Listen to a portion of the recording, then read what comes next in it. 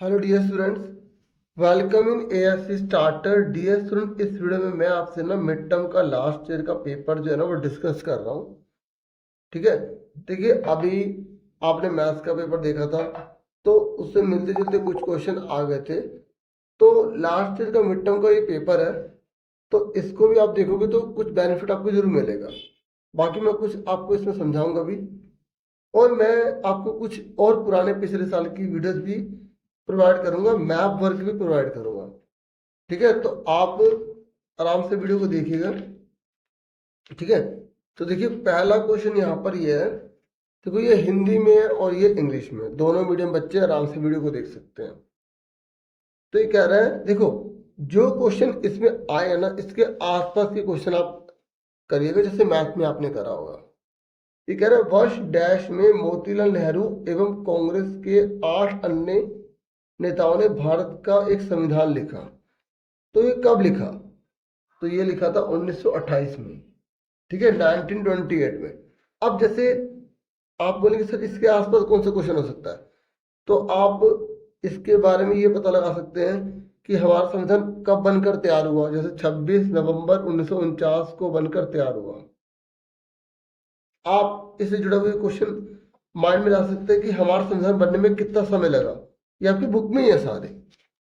तो 2 वर्ष 11 महीने 18 दिन लगे। तो इस तरीके के जो क्वेश्चन है ना, तो हमारे संविधान की पहली बैठक कब हुई, कितनी बैठक हुई, इस तरीके के क्वेश्चन आप आराम से इसमें ढूंढें अगर आप अच्छा स्कोर करना चाहते हैं। तभी पुराने पेपर पढ़ने का फायदा, नहीं तो आपने ये करा ये सेम थोड़ी आ जाएंगे। ठीक है, अब सुनो नेक्स्ट। ये कह रहा है भारतीय संविधान अपने मूल मूल्यों के एक संक्षिप्त सार के साथ शुरू होता है। तो इसे क्या बोलते हैं? इसे प्रस्तावना बोलते हैं। ठीक है, अब कुछ बच्चों ने क्या करा, मिड टर्म का पेपर देखा और प्रस्तावना याद कर लिया। हाँ भाई, जो हमारा कॉन्स्टिट्यूशन जो समरी है, जो बेसिक वैल्यू है जिससे हमारा स्टार्ट होता है वो प्रीएम्बल है। ठीक है, तो बस हो गया काम। नहीं ना, अगर आप मिड टर्म का पेपर देख रहे हो ना, तो आप चाहते हो कि आप बहुत अच्छा स्कोर करो, तो इसके आसपास के सारे पॉइंट पता करो इनके क्या मतलब है। क्योंकि हो सकता है ये है तो बाकी क्वेश्चन बनकर आ जाए। मैं कुछ आपको बता देता हूँ। तो जैसे आपसे पूछ ले कि प्रस्तावना दी किसने थी, तो ये दी थी पंडित जवाहरलाल नेहरू ने। ठीक है, ये जो प्रियम्बल है किसने दिया? पंडित जवाहरलाल नेहरू ने। फिर आपको ये पता होना चाहिए कि डायरेक्टिव प्रिंसिपल क्या होते हैं। देखो हमारे जो, पहले हिंदी में बताता हूँ, हमारे जो मौलिक अधिकार होते हैं ना वो तो 6 होते हैं, लेकिन समाज के कल्याण के लिए सरकार जो है ना आम लोगों के लिए कुछ फैसिलिटीज प्रोवाइड कर सकती है, उनके वेलफेयर के लिए कुछ प्रोग्राम बना सकती है। उन्हीं को बोलते हैं नीति निर्देशक तत्व, जो उस गवर्नमेंट को, उस सरकार को एक राइट देते हैं। पर इसमें यह है कि अगर किसी को इसका बेनिफिट नहीं मिलता ना, तो वो इसके खिलाफ नहीं जा सकता सरकार के। ठीक है, तो नीति निर्देशक क्या होता है? समाज के कल्याण के लिए सरकार के द्वारा बनाए जाते हैं। अब सुनो, यहाँ पर डायरेक्टिव प्रिंसिपल की बात कर रहा है। तो जो हमारे फंडामेंटल राइट्स होते हैं वो 6 होते हैं, लेकिन सोसाइटीज में जो पीपल है ना उनके वेलफेयर के लिए अगर गवर्नमेंट कोई पॉलिसी लेकर आती है, कोई स्कीम लेकर आती है जिससे सोसाइटी का वेलफेयर हो सके, उससे बोलते हैं डायरेक्टिव प्रिंसिपल। और ये फिक्स नहीं होते, कितने मर्जी हो सकते हैं। ये अगर किसी को नहीं मिला तो वो कुछ उसके अपोज में कुछ रिएक्शन नहीं दे सकता। रिएक्शन इन द सेंस मतलब वो कोर्ट में नहीं जा सकता इस तरीके से। ठीक है, फिर नेक्स्ट क्वेश्चन, जैसे अब यहाँ पर फंडामेंटल ड्यूटीज है, तो अगर आपसे पूछ ले फंडामेंटल ड्यूटीज कौन सी होती है, मूल कर्तव्य कौन से होते हैं, तो जैसे हमें देश की रक्षा करनी चाहिए, पर्यावरण की रक्षा करनी चाहिए, इस तरीके से राष्ट्रीय ध्वज राष्ट्रीय चिन्हों का सम्मान करना चाहिए। ठीक है, जो हमारे नेशनल सिंबल्स हैं उनको रिस्पेक्ट देनी चाहिए, जो एनवायरमेंट है उसको सेव करना चाहिए, जो पेरेंट्स हैं उनको, अपने जो चिल्ड्रन है उनको स्कूल में सराउंड करना चाहिए। तो ये फंडामेंटल ड्यूटीज के अंदर है। तो आपसे, जैसे मैं आपसे पूछना चाहूँ कि फंडामेंटल ड्यूटी कौन से अमेंडमेंट में आया, मतलब फंडामेंटल जो ड्यूटी करते हैं ना, मूल कर्तव्य, ये संविधान में कौन सा संशोधन हुआ था, कौन से नंबर पर हुआ था। ठीक है, जब इसको लाया गया, तो आप ये मुझे कमेंट करके बताना, और ये मूल कर्तव्य कब जोड़ा गया संविधान में।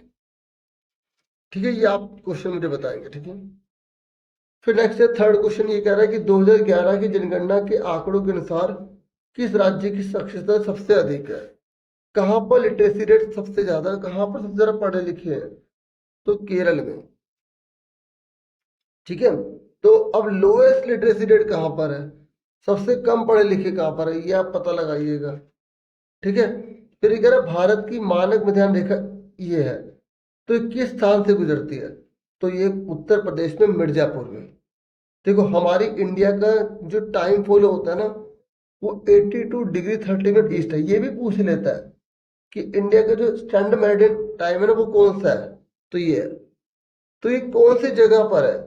ये है मिर्जापुर में, उत्तर प्रदेश में। ठीक है, तो ये तो बाकी सारे गलत है, तो इस पे कोई क्वेश्चन नहीं बनेगा। ठीक है, इस तरीके से।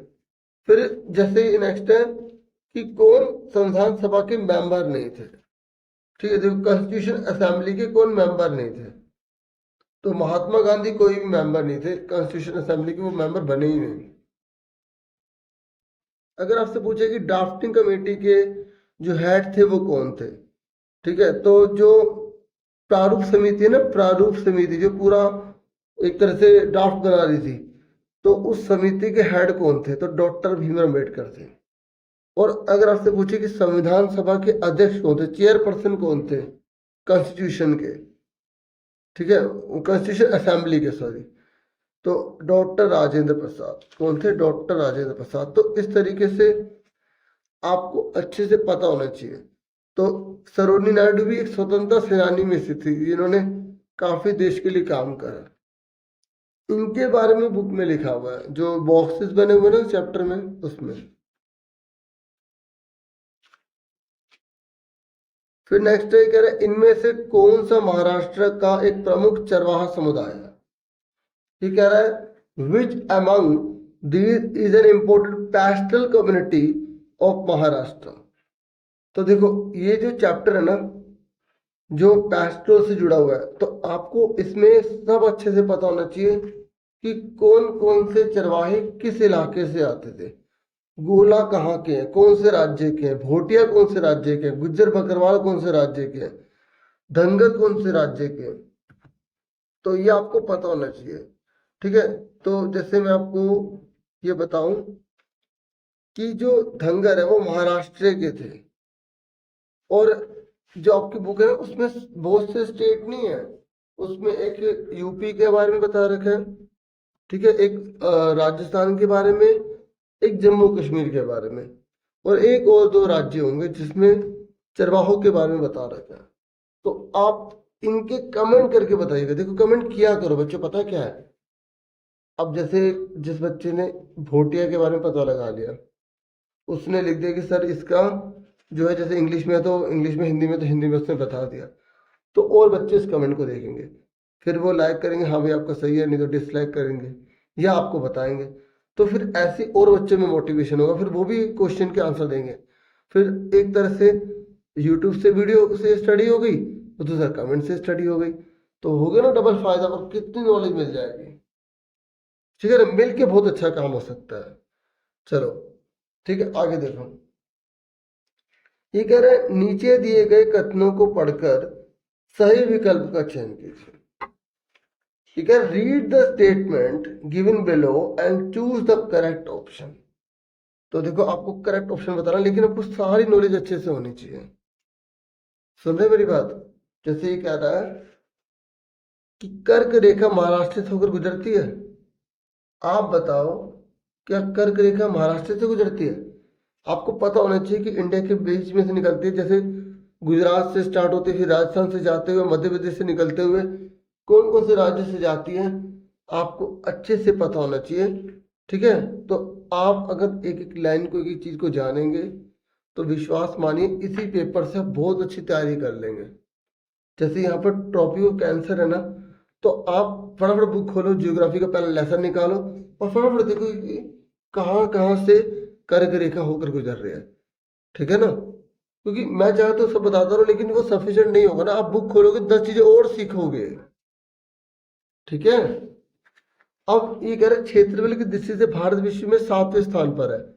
तो आप भले आपको पता है 7वें नंबर पे, तो आप फिर बुक ओपन करो, फिर देखो कि पहले नंबर पे कौन है। पता है तो आपको रशिया, ठीक है, अच्छी बात है, ठीक है ना।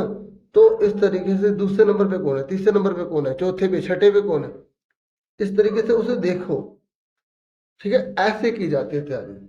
फिर कह रहे अक्षांशीय सीमा दिन और रात की अवधि को प्रभावित करती है। देखो, जो हमारी धरती होती है ना, तो उसमें आर्टिफिशियल लाइंस ड्रॉ की गई है पृथ्वी पर। एक लैटिट्यूडनल है, ठीक है, और दूसरी लॉन्गिट्यूडनल है। तो मैंने तो ऐसे याद रख रखा है, लैटिट्यूड लेटी हुई, तो जो ऐसे ऐसे लाइन डली हुई है ना लेटी हुई, वो लैटिट्यूड कहलाती है, और जो ऐसे होती है वो लॉन्गिट्यूडनल कहलाती है। तो ये कह रहा है कि लैटिट्यूडनल से ना केवल दिन और रात होते हैं, टाइम में चेंज नहीं आता। तो ये सही बात बोल रहा है। लॉन्गिट्यूडनल से टाइम जो है फिर अलग अलग हो जाता है, ठीक है ना। तो दूसरा तीसरा सही है, तो इसलिए आंसर इसका बी हो जाएगा, हाँ है ना। और देखो नॉलेज भी हमने ली, ठीक है। पुडुचेरी भारत के पश्चिमी तट पर है, नहीं ना, पश्चिमी तट पे थोड़ी है वो। तो इस तरीके से आपको अच्छे से पता होना चाहिए। अब आप मोबाइल या जो आपकी बुक है उसमें देखो कि वेस्ट कोस्ट में कौन कौन से इलाके हैं और ईस्ट कोस्ट में कौन कौन से इलाके हैं, ठीक है। अब आगे सुनो। तो फिर ये देखो, यहां पर बोल रहा है झील, तो आपको ये अच्छे से पता होना चाहिए कि कौन कौन से मीठे पानी की झील है, कौन कौन सी खारे पानी की है। पर आप बोलोगे सर यहाँ पर तो एरिया बता रखा है, वही तो करो, आप एक्स्ट्रा करो ना। तो वूलर जो लेक है वो कहाँ पर है, वो है हमारे जम्मू कश्मीर में। और सांबर जो है, नाम से पता लग रहा है ये खारे पानी की झील होती है, ये मीठे पानी की है, ये नमकीन पानी के राजस्थान में पाई जाती है। और ये पुलकित जो लेक है ना, पुलकित लेक, ये है आंध्र प्रदेश में, और चिल्का जो है उड़ीसा में, ये भी खारे पानी की झील है, ठीक है। मीठे पानी की वूलर झील और डल झील याद रख लो, खारे पानी की सांभर है, चिल्का है, पुलकित के बारे में एक बार कंफर्म करना पड़ेगा, ठीक है। तो मैंने आपको बता दी, दो दो रिवर तो पता लगी गई, आप अगर एग्जाम में पूछेगा तो बता देना, ठीक है। तो इस हिसाब से इसका आंसर ए हो जाएगा, क्या हो जाएगा, ए। फिर ये कह रहा है सिंधु और गंगा नदी तंत्र के बीच जल विभाजक पर कौन सा शहर बसा हुआ है। तो जैसे बुक में अपने लाइन पढ़ते हैं तो उसमें हमें अम्बाला पता लगता है, अम्बाला है, ठीक है। कौन सा है, अम्बाला। फिर ये कह रहा है लोकतंत्र निर्णय लेने की गुणवत्ता में सुधार करता है, क्योंकि ये कह रहा है जो डेमोक्रेसी है ना वो इम्प्रूव करता है, तो क्वालिटी ऑफ डिसीजन मेकिंग। देखो, अब आप जैसे क्वेश्चन आ गया तो आपको पता होना चाहिए कि होता क्या है डेमोक्रेसी। तो आप बताओगे democracy is the people, for the people and by the people. Democracy क्या है हिंदी में, लोकतंत्र, जो जनता के द्वारा जनता की चुनी सरकार जनता पर राज करती है, जहां पर किसी को बेगानेपन का एहसास नहीं होता, जहां पे निर्णय और विचार विमर्श जो है ना सोच समझ के लिए जाते हैं, जहां पे गलती होने के चांसेस कम होते हैं, जहां पे गलती को सुधारा जा सकता है, ठीक है ना। तो ये कह रहे हैं लोकतंत्र में निर्णय लेने की गुणवत्ता में सुधार करता है, क्यों, क्योंकि इसमें कोई भी अगर निर्णय लिया जाता है तो उसमें विचार विमर्श होता है, परामर्श होता है, इसलिए बी आंसर इसका बिल्कुल करेक्ट माना जाएगा, ठीक है। डिसीजन जो होता है ना यहाँ पर, ये कह रहा है डिसीजन जो है वो क्वालिटी वाले होते हैं, बहुत अच्छे डिसीजन होते हैं इंडिया जैसे कंट्री में, क्यों, क्योंकि डिसीजन कंसल्टेशन और डिस्कशन करने के बाद ही लिए जाते हैं। फिर 11वां क्वेश्चन है, ये कह रहा है 18वीं शताब्दी में फ्रांस में किस नए समाजी समूह का उदय हुआ।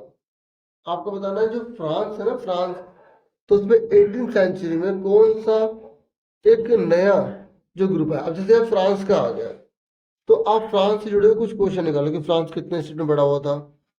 तो फ्रांस 3 है, प्रथम द्वितीय तृतीय, तो फर्स्ट सेकंड थर्ड। फर्स्ट में कौन थे, फर्स्ट में कौन थे, जो प्रिस्ट होते हैं, क्लर्गी जिन्हें कहते हैं, क्लर्गी। सेकंड में कौन थे, जो नोबल थे। थर्ड में जो नॉर्मल पीपल थे, वर्कर्स थे, डॉक्टर्स थे, है ना। तो पहले में पादरी हो गया, दूसरे में जो संपन्न किसान वगैरह हो गए, कुलीन वर्ग जिसे बोलते हैं, और तीसरे में जो है आम लोग वगैरह हो गए। तो 18वीं सदी में कौन आया? तो वो है मध्य वर्ग आया, मिडिल क्लास हमारे सामने देखने को हमें मिला। फिर ये कह रहे हैं जो श्रीलंका और भारत को अलग करती है उस जल निकाय का क्या नाम है? तो देखो यहाँ पर जो वाटर बॉडी श्रीलंका और भारत को अलग करती है उसका नाम है पाक स्टेट। कौन सा है? पाक स्टेट। ठीक है। और गल्फ ऑफ मन्नार, यानी कि मन्नार की खाड़ी है सब। तो बी आंसर है। अगर ये पूछे कि भारत का साउथर्न पॉइंट कौन सा है, तो आप क्या बताओगे? इंदिरा पॉइंट। ठीक है ना। अगर आपसे पूछ रहा है कि शिशु मृत्यु दर क्या है, तो आप बताओगे एक वर्ष में। इसका आंसर एक वर्ष है। एक वर्ष में 1000 बच्चों में जो 1 साल से छोटे हैं ना, वो कितने मर जाते हैं, उसे बोलते हैं शिशु मृत्यु दर। तो 1 वर्ष से कम जो होते हैं। ठीक है। तो इन्फेंट मोर्टेलिटी रेट समझ आ गया, जिसमें 1000 जो इन्फेंट होते हैं ना, जो 1 साल से छोटे हैं, उसमें कितने मर जाते हैं, कितने डेथ हो जाते हैं इनकी। तो ये पूरा आंसर लिखा हुआ है। अब जैसे ये आपने याद कर लिया, तो हो सकता है आपसे पूछ ले जन्म दर किसे कहते हैं, मतलब बर्थ रेट किसे कहते हैं। तो आप बताओगे कि 1000 लोगों में कितने बच्चे पैदा हुए हैं। ठीक है। और अगर आपसे पूछे डेथ रेट क्या है, तो आप बोलोगे 1 वर्ष में 1000 लोगों में कितने लोग मर जाते हैं। बच्चे तो लिख नहीं सकते, कोई भी मर सकता है ना। फिर ये कह रहा है विश्व के सबसे बड़े डेल्टा का नाम क्या है? सुंदरबन डेल्टा है। अब जैसे यहाँ पर ही आ गया। ठीक है। तो आप इसके आसपास की चीजें करो, जैसे पूर्वी घाट में सबसे ऊंची पहाड़ी कौन सी है? ठीक है। और महेंद्रगिरी कहाँ पर है, कौन सी पहाड़ी है वो? अनायमुड़ी कौन सी पहाड़ी है? ठीक है। और पश्चिम घाट की सबसे ऊंची पहाड़ी कौन सी है? तो इस तरीके के ऐसे ऐसे क्वेश्चन करो। डेल्टा क्या है, भाबर किसे कहते हैं? ठीक है। और नदी तंत्र किसे कहते हैं, सहायक नदी किसे कहते हैं? ठीक है। जैसे अगर आपसे पूछेगा ट्रिब्यूटरीज किसे कहते हैं, या जो एक्स्ट्रा बता रहा ना करो, ट्रिब्यूटरीज किसे कहते हैं, सहायक नदी किसे कहते हैं, मेन रिवर किसे कहते हैं? ठीक है। और जो वेस्टर्न घाट है उसकी हाईएस्ट माउंटेन कौन सा, ईस्टर्न घाट का कौन सा? तो ऐसे क्वेश्चन एग्जाम में आ सकते हैं। अब सुनो, जैसे हम बोल रहे तीसरे स्टेट की कौन सी बात गलत लिखी है। ये कह रहे तीसरे स्टेट में केवल गरीब लोग थे, ऐसा थोड़ी है। उसमें अमीर लोग भी थे, डॉक्टर वगैरह भी थे। ठीक है। तो थर्ड स्टेट में केवल पुअर थे, तो ये लाइन गलत है। ये कह रहे पूर्व औपनिवेशिक काल, मतलब जब मसाई समुदाय पर अटैक नहीं किया था ना, किन्होंने? डच वालों ने। जैसे भारत पर ब्रिटेन ने राज किया ना, ऐसे अफ्रीका में जो राज किया वो डच वालों ने करा। तो आपसे पूछ रहा है कि जब डच वालों ने हमला नहीं किया हुआ था तो अफ्रीका कितने समाज वर्गों में बटा हुआ था? तो आप बताओगे एक बुजुर्ग और दूसरा योद्धा। ठीक है। फिर उसके बाद ये एल्डर्स एंड बैरियर्स में। ठीक है। मसाई जो है वो अफ्रीका के अंदर क्या है? ठीक है। मतलब जो जनजातीय है, जातीय समुदाय है, ग्रुप है। ठीक है। तो कितने पार्ट में बट गए थे? 2 पार्ट में बट गए थे। तो एक एल्डर था, दूसरा वॉरियर था। मतलब ये 2 तरीके से काम संभालते होंगे ना। फिर उसके बाद असोसिएशन रीजन वाले क्वेश्चन है। तो ये कह रहा है गोरे शासकों ने सभी अश्वेतों को अपने समान माना। मतलब ये कह रहा है जो ब्रिटेन के लोग थे ना, जो व्हाइट रूलर थे, उन्होंने जो इंडियन पीपल है, जो नॉन व्हाइट पीपल है, उनको इक्वल ट्रीटमेंट दिया। तो ये तो गलत है। या ये किसी देश और के भी अंदर हो सकता है, जैसे साउथ अफ्रीका में। तो ऐसा तो नहीं था। तो कह रहे गोरे शासकों ने लोगों को उनकी चमड़ी के रंग के आधार पर बांटा। ये ठीक है, ये गलत है। और जब ए गलत है आर सही है, तो इसका आंसर जो है ना, देखो ये लिखा हुआ ए गलत है आर सही है, तो इसका आंसर क्या आएगा? डी आएगा। देखो उसके बाद ये 18 क्वेश्चन है।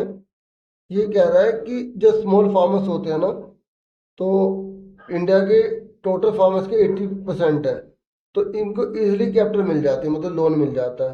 तो ये तो रॉन्ग है। ये कह रहा है small size of the plot, इनका ये छोटा छोटा जमीनें होती हैं इनके पास, तो ये ज्यादा मात्रा में नहीं उगा पाते। तो ये बात सही लिखी है कि भारत के उत्तरी मैदान कृषि का, सॉरी, उनके भूखंड के छोटे आकार प्राप्त उत्पादन करने के सक्षम नहीं है। तो छोटी छोटी जमीन है तो कितना उगा लेंगे, कितना यूज कर लेंगे, तो ये तो गलत नहीं है, ये गलत है। तो जब एक गलत है, आर से, तो इसका आंसर भी डी है, ऊपर वाले का भी डी था। फिर ये कह रहा है भारत के उत्तरी मैदान कृषिगत रूप से बहुत उत्पादक क्षेत्र है। हाँ, तो बिल्कुल ट्रू है कि हमारे देश में तो पूरी जो लैंड को बांटा गया वो 6 पार्ट में बांटा गया है ना। कितने पार्ट में एग्जाम में आया था, कितने पार्ट में डिवाइड किया गया, 6 पार्ट में किया गया।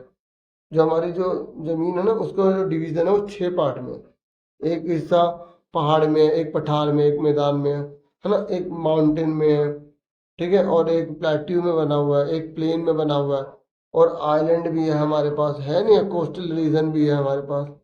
तो यही सारे, ये सारे यहाँ पर बता रखे हैं। और जो है डेजर्ट रीजन हो गया ना, रेगिस्तान वगैरह, मरुस्थल वगैरह हो गए, टोटल 6 हो गया ना। तो उसमें मैदान सबसे ज्यादा उपजाऊ होते हैं, जो नॉर्थन प्लेन है ना वो सबसे ज्यादा उपजाऊ है।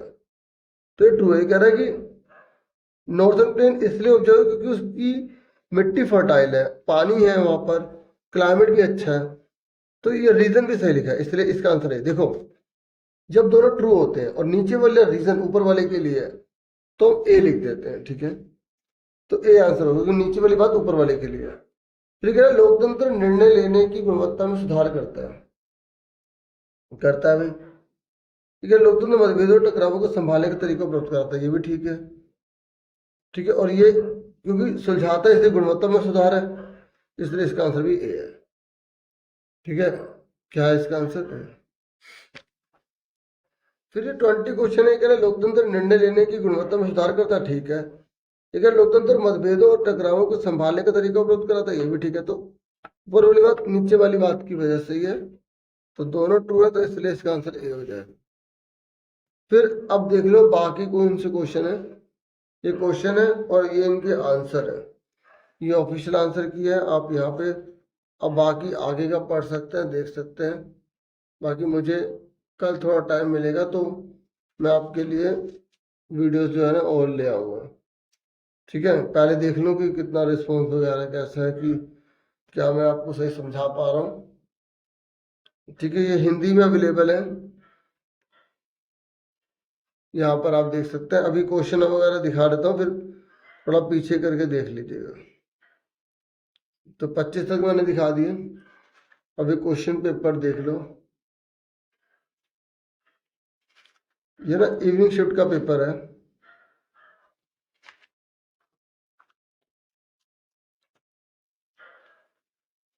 देखिए ये हिंदी में और ये इंग्लिश में। इन्हें आप पढ़ के देख लेना आंसर। बाकी मुझे थोड़ा टाइम मिलेगा तो अगर आप कहोगे तो इन्हीं को समझा दूंगा, लेकिन देखते हैं जो भी होगा, ठीक है।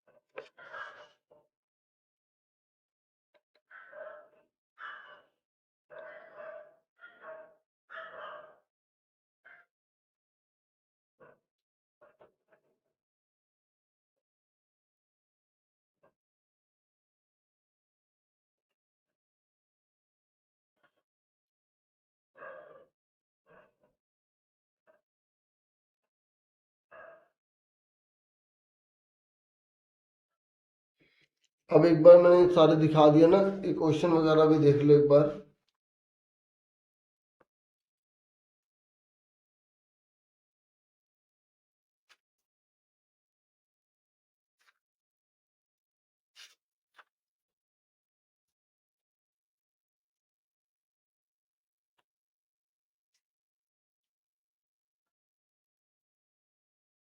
देखो फिर ये पैसेज थे, उसके आंसर दे रखे थे सारे। ठीक है, तो पैसेज पढ़ के देखो कि आप इसके आंसर दे पा रहे हैं।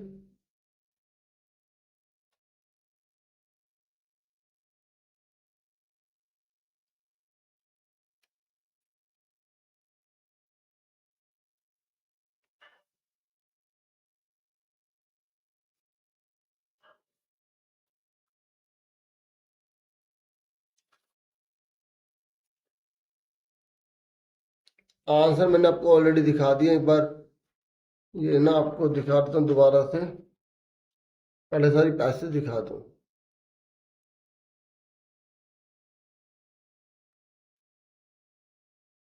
ये मैप वर्क आ गया, अभी मैप वर्क भी देख लेते हैं। मैप वर्क की ना मैं एक अलग वीडियो बना दूंगा। और आप ना जैसे पुरानी वीडियो ढूंढना चाहते हैं ना, SST ASC starter most important question लिख के या इम्पोर्टेंट क्वेश्चन लिख के सर्च कर लो, तो आपको पुरानी वीडियोस मिल जाएंगी, बड़ा बेनिफिट मिल जाएगा आपको। ठीक है, तो ये देखो मैप वर्क में इन्होंने यहाँ पे बता दिया कि भाई जो बिंदु दे रखे हैं उसके अनुसार आपको उससे भरना है। बाकी ये कुछ आंसर है।